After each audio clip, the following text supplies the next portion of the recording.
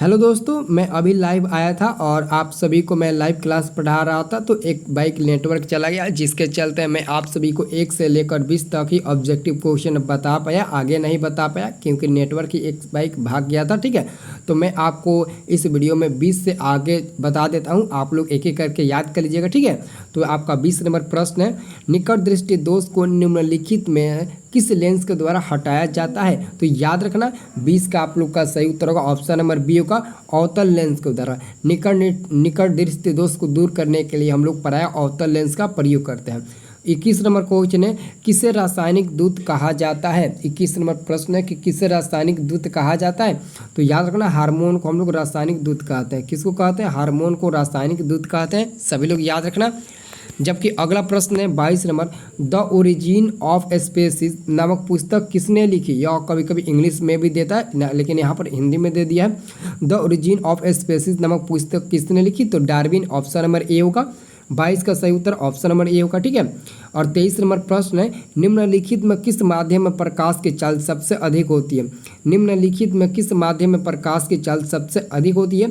तो आपका 23 का सही उत्तर होगा ऑप्शन नंबर डी, निर्वात यानी कि शून्य, इसको शून्य भी बोलते हैं। और निर्वात में प्रकाश की चाल 3 × 10⁸ मीटर पर सेकेंड होती है। ठीक है, तो याद रखना आंसर होगा आपका डी नंबर। ठीक है, तो चलिए हम लोग 24 नंबर प्रश्न देखते हैं। 24 नंबर प्रश्न देखने से पहले मैं एक बार फिर से आप सभी को बता देता हूँ, अगर आप सभी का मैथ कमज़ोर है और मैथ अच्छे से नहीं समझ पाते हैं या फिर मैथ को अच्छे खासा तगड़ा मजबूत करना चाहते हैं और मैथ में अच्छे से अच्छे नंबर लाना चाहते हैं, तो मैं आपको मैथ शुरू से बता रहा हूं ताकि आप अच्छे से समझ पाए। और मैं आपको टारगेट दिया हूं 20 दिन के अंदर मैं आप सभी को मैथ एकदम मजबूत कर दूंगा। ठीक है, मजबूत करा दूंगा। ठीक है, ऐसा ट्रिक से बताऊंगा और ऐसा ट्रिक से मैं आपको बता रहा हूं। ऑलरेडी मैंने आपको वीडियो के डिस्क्रिप्शन में उसके बारे में लिंक दे दिए हैं, आप लोग जाइए वीडियो के डिस्क्रिप्शन में से उस वीडियो को देखिए और उस चैनल को सब्सक्राइब कर लीजिएगा क्योंकि दिन भर में उस पर 3 वीडियो मिलेगा ताकि 20 दिन में आपका टारगेट पूरा हो जाए और 20 दिन में आप मैथ को थोड़ा मजबूत बना लें। ठीक है, तो चलिए 24 नंबर प्रश्न है आपका, विभवांतर का स्थायी मात्रक होता है। तो विभवांतर का स्थायी मात्रक वोल्ट होता है। ऑप्शन नंबर क्या होगा? बी नंबर होगा। विभवांतर का स्थायी मात्रक वोल्ट होता है, जो ऑप्शन नंबर आपका बी होगा। चलिए 25 नंबर क्वेश्चन है, पौधों में जनन अंग कहाँ पाए जाते हैं। पौधों में जनन अंग कहाँ पाए जाते हैं। 25 का सही उत्तर होगा ऑप्शन नंबर सी, पुष्प में। किसमें? तो पुष्प में पाए जाते हैं। 26 नंबर क्वेश्चन है, मेंडल ने अपने अनुवांशिकी प्रयोग हेतु किस पौधे का उपयोग किया था। मेंडल ने अपने अनुवांशिकी प्रयोग हेतु किस पौधे का उपयोग किया था। तो एक साधारण मटर के पौधे का उपयोग किया था। मेंडल ने अपने प्रयोगों के लिए एक साधारण मटर के पौधे को चुना था। ठीक है, चलिए 27 नंबर प्रश्न है, पारिस्थितिकी तंत्र में ऊर्जा का प्रवाह किस दिशा में होता है। पारिस्थितिकी तंत्र में ऊर्जा का प्रवाह किस दिशा में होता है। 27 का सही उत्तर का ऑप्शन नंबर ए होगा, अकादिशीय। आंसर होगा ए नंबर। ठीक है, ओजोन परत पाया जाता है। 28 नंबर क्वेश्चन है, तो ओजोन परत वायुमंडल के ऊपरी सतह में पाया जाता है। आंसर होगा बी नंबर। 28 का आंसर होगा बी नंबर, वायुमंडल के ऊपरी सतह में। ठीक है, और अगला क्वेश्चन है 29 नंबर। 29 नंबर क्वेश्चन है, निम्नलिखित में किस धातु से सोलर सेल बनाया जाता है। निम्नलिखित में किस धातु से सोलर सेल बनाया जाता है। तो 29 का सही उत्तर होगा डी नंबर, सिलिकॉन। आंसर क्या होगा? सिलिकॉन। ठीक है, निम्नलिखित में किस धातु से सोलर सेल बनाया जाता है। तो सिलिकॉन से। 30 नंबर प्रश्न है, निम्नलिखित में कौन लवण है। तो याद रखना HCl तो अम्ल हो जाएगा, K2SO4 नहीं, ये लवण नहीं होगा। ठीक है, देखिए 30 का आंसर होगा डी नंबर, K2SO क्षार तो होगा। ठीक है, ये होगा NH4OH होगा। ठीक है, यह एक लवण है, सब लोग याद रखना। ठीक है, यह एक लवण है।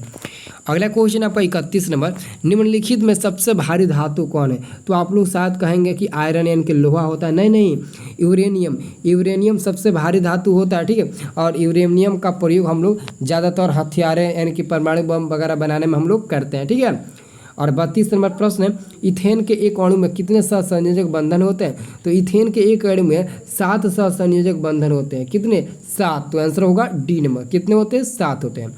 अगला क्वेश्चन है, सभी जीव जंतुओं के लिए ऊर्जा का अंतिम स्रोत क्या है। तो सभी जीव जंतुओं के लिए ऊर्जा का अंतिम स्रोत होता है सूर्य यानी कि सन होता है। ठीक है, आंसर होगा सी नंबर। चलिए अगला क्वेश्चन है तिलचट्टा में कितने जोड़े स्वास्थ्य रंध्र पाए जाते हैं।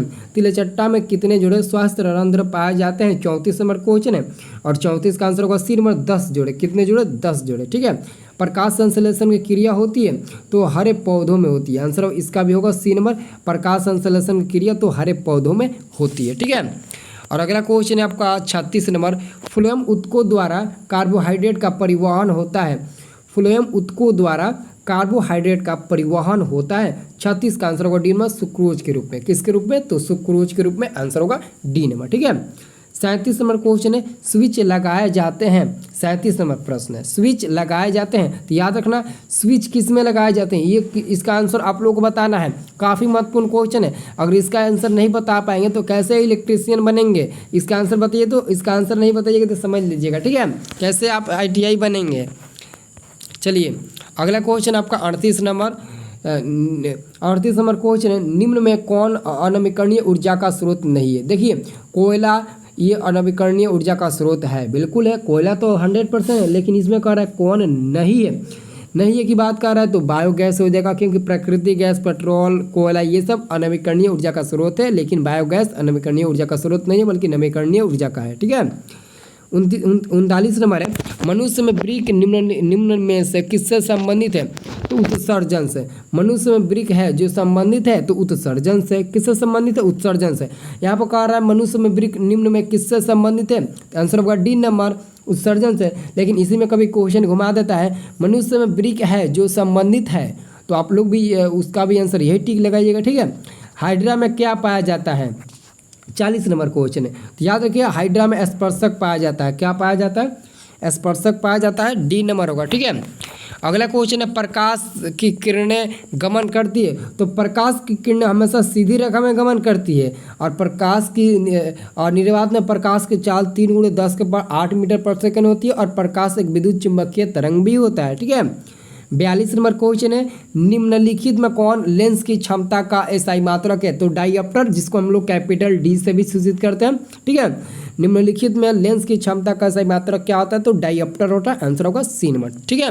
चलिए अगला आपका क्वेश्चन है किस रंग का, अगला क्वेश्चन क्या है, अगला क्वेश्चन है किस रंग का विचलन न्यूनतम होता है। किस रंग का विचलन न्यूनतम होता है, यानी कम होता है, किस रंग का जो विचलन होता है वो कम होता है। तो याद रखिएगा ऑप्शन नंबर ए होगा, जिसका तरंगदैर्घ्य ज़्यादा होगा उसका विचलन कम होगा। लाल रंग का तरंगदैर्घ्य अधिक होता है तो इसका विचलन कम होगा।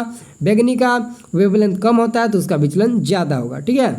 तो अगला क्वेश्चन है बैटरी से किस प्रकार की धारा प्राप्त होती है, 44 नंबर है, तो बैटरी से किस प्रकार की धारा प्राप्त होती है। देखिए बैटरी से प्रत्यति धारा और दृष्टि धारा दोनों प्रकार की धाराएं प्राप्त होती है, ठीक है। 44 का आंसर सी नंबर मिलेगा।